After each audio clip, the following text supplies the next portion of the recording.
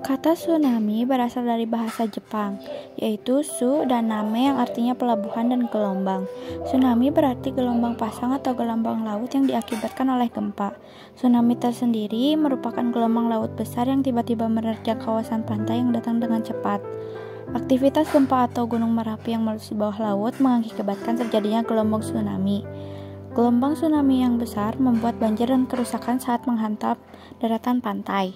Gempa bumi dan tsunami Sulawesi 2018 adalah peristiwa gempa bumi berkekuatan 7,4 MW diikuti dengan tsunami yang melanda pantai barat Pulau Sulawesi, Indonesia bagian utara pada tanggal 28 September 2018 pukul 18.02 WITA.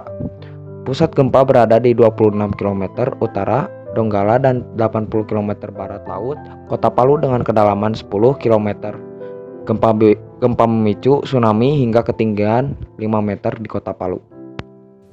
Gempa bumi awalnya terjadi pada pukul 14.00 WIB dengan magnitud 6 skala Richter yang mengguncang Donggala sejauh 10 km.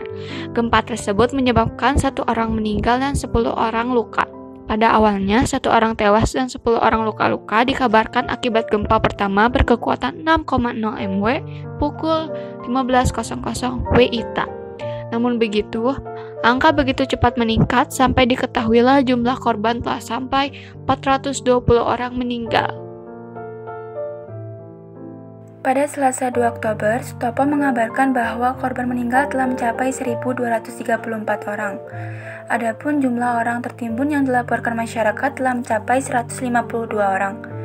Orang yang terluka dibawa ke rumah sakit untuk cepat mendapatkan perawatan. Korban yang tewas maupun yang terluka merupakan korban tertimpa bangunan yang roboh. BPBD Kabupaten Donggala juga menyatakan bahwa puluhan rumah rusak karena adanya gempa ini. Sutopo mengatakan pihaknya telah meminta pendapat dari sejumlah ahli terkait dengan peristiwa tsunami tersebut. Setidaknya ada 2 dugaan yang menjadi penyebab tsunami. Dugaan pertama, Sutopo mengatakan tsunami yang cukup tinggi menerjang Teluk Palu disebabkan oleh longsoran sedimen dasar laut di kedalaman 200 hingga 300 meter.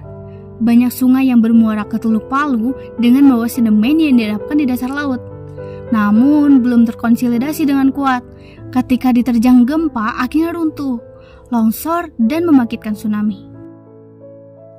Dugaan kedua, Sutopo mengatakan bagian terluar yang disebabkan karena gempa lokal yang cukup tinggi, namun tsunami tidak sebesar longsoran di bawah laut. Sementara akibat gempa yang disusul tsunami disebabkan oleh gempa susulan yang lebih besar dengan 7,7 skala Richter.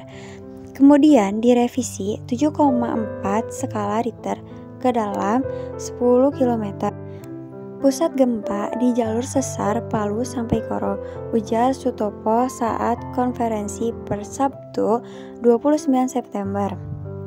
Di Kota Palu hingga Sabtu 29 September 2018 pukul 15 WITA, korban tewas mencapai 844 jiwa. Lebih dari 500 orang luka berat, 29 orang hilang dan sebanyak 65.733 rumah rusak. Menurut Kepenang Kodam 13 Merdeka Kolonel INF Thohir, dari antara orang-orang yang hilang itu sebanyak 1 keluarga, sebanyak 5 orang hilang di tengah tsunami di pantai Talise. Dari antara 400 lebih orang yang meninggal itu, baru teridentifikasi sebanyak 97 orang.